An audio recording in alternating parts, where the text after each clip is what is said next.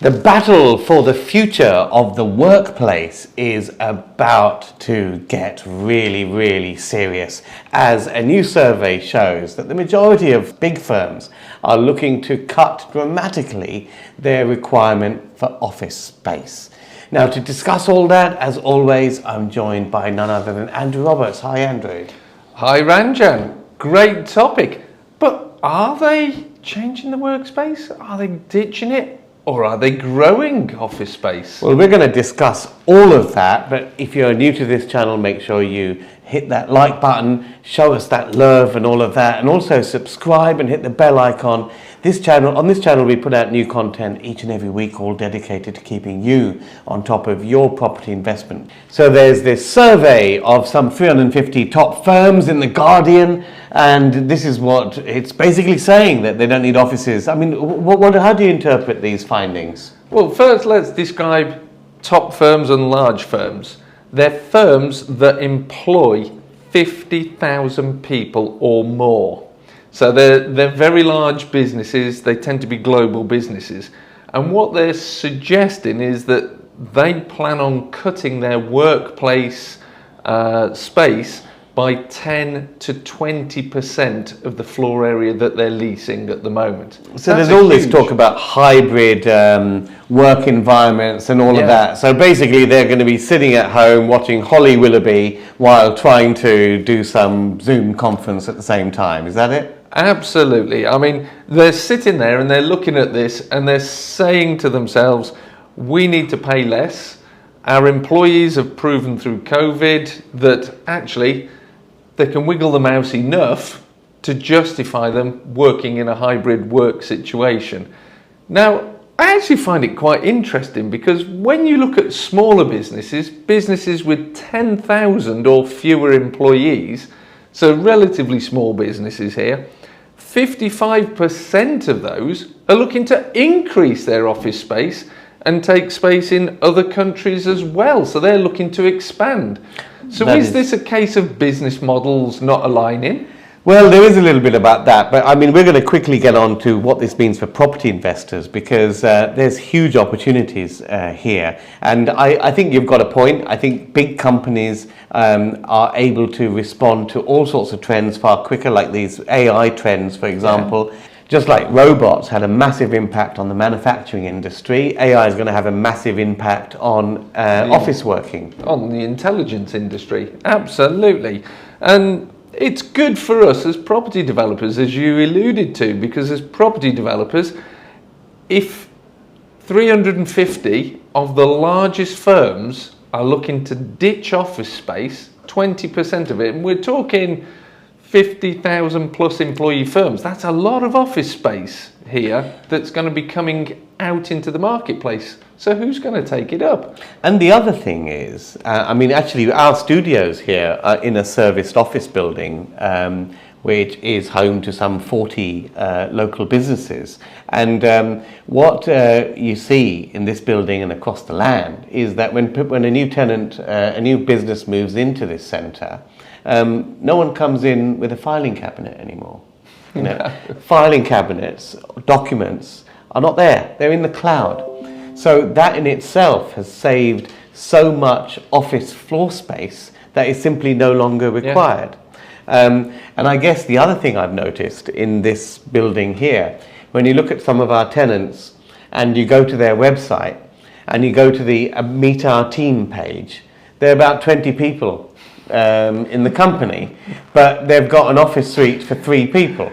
And that's because it's hybrid working and they only need the meeting spaces when they come together for their weekly meetings or monthly meets. Yeah, well, absolutely. And what is really interesting is everybody seems to have these massive teams, but these teams are almost virtual teams. They're pop-up teams around tasks that need to be done. So it's really intriguing that the business environment is actually changing the structure of how we work, and we've got to keep up with this.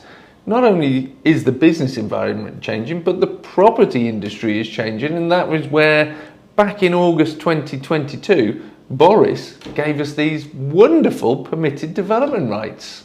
Absolutely, and you can. Obviously, that means you can convert commercial buildings to residential use. More on that in a moment. If you're liking this video, make sure you subscribe, hit the bell icon, of course. Let me just also tell you a little bit about the Baker Street Property Meet.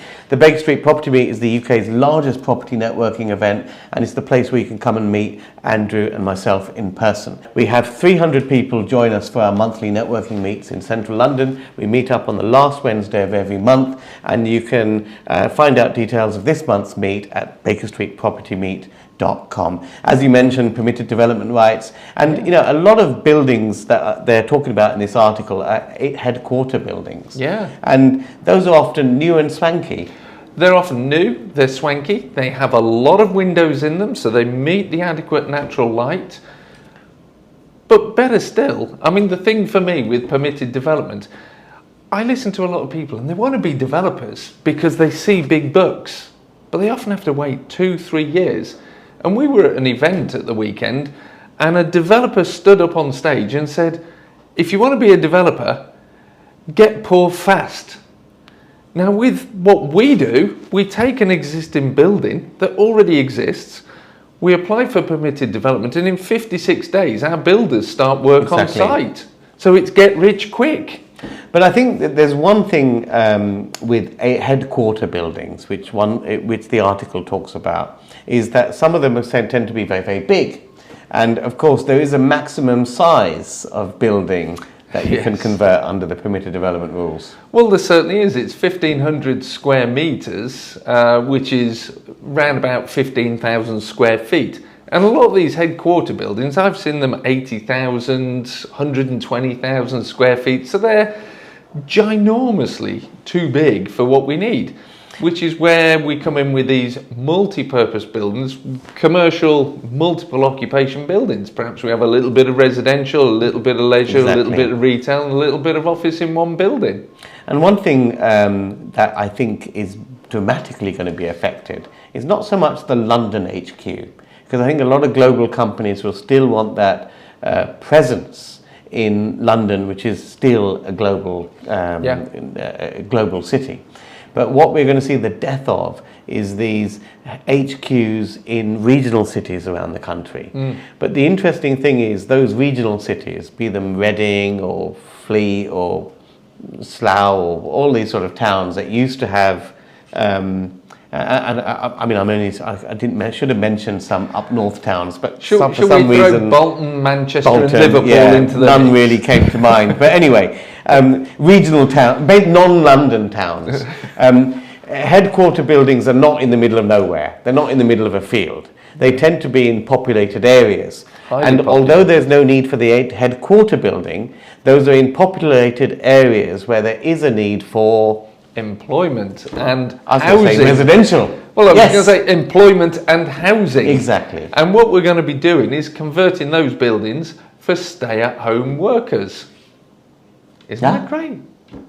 Oh, I see. Yes. Okay. What he's saying is, in a convoluted way, is we're converting these buildings to residential use, and I guess they will be working from home in their old office building. I mean, but the thing is, I mean, a lot of people have been converting buildings and making spaces now which are smaller than they were before. People often don't have dedicated dining rooms, or sometimes you have an open plan kitchen lounge. People don't necessarily have a spare bedroom. So it's all very well working from home, but if you've got a couple of kids and all of that, there can be no space, quiet space. Well, let me put it like this. I mean, you were telling me that you used to have this great big hi-fi system thing in your lounge, taking up this space, and now it's a little digital box. So everything is much more compressed. We don't have a bookshelf with a load of books on it. It's a Kindle. We don't have all of these VHS video libraries. It's all streamed from Netflix, Amazon, Prime. So we're needing less space to live in. And what we tend to notice and observe is people are living in a much cleaner, simpler lifestyle. But that said, everything that we develop always meets or exceeds the national space standards. Obviously, there are lots of benefits, but this is an unstoppable tide. It's going to happen whether we like it or not. There's no point in debating that. The fact of the matter is that hundreds of thousands of square feet of office spaces is going to be defunct. There's no longer the business use for it. And with the EPC issues that we discussed in a previous video, the requirement from April the 1st to be grade E on a commercial property, that's just going to further mean that these commercial buildings are just not worth keeping in their current state. Well, it's fuel on the fire, and with the advent of AI, I mean, PwC had 25,000 employees learning about AI and how to deploy it in their business. Now, I can see there's going to be a lot of jobs being lost, so there will be even less requirement for office buildings. All we need now is AI plasterers, and that would be great. It will. We'll have to get a little robot sort of building our sites for us. So as you kind of see on this program, what we try to do is bring you the news. Other people might be moaning about it, but what we're trying to tease out is what are the opportunities there for savvy property investors. If you want to meet a whole bunch of savvy property investors, and Andrew and myself, of course, join us at the next Baker Street Property Meet, last Wednesday of every month in central London. Details at bakerstreetpropertymeet.com. That's all for us. See you guys in the next video.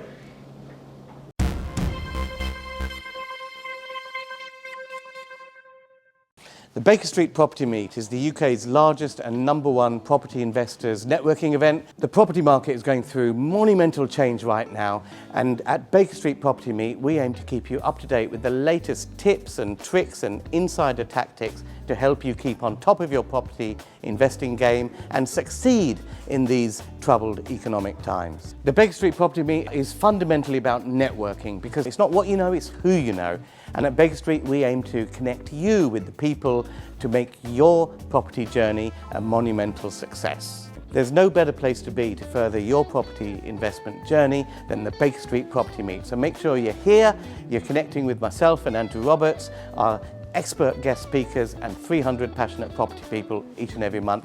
See you at the next meet. Get your spot at bakerstreetpropertymeet.com.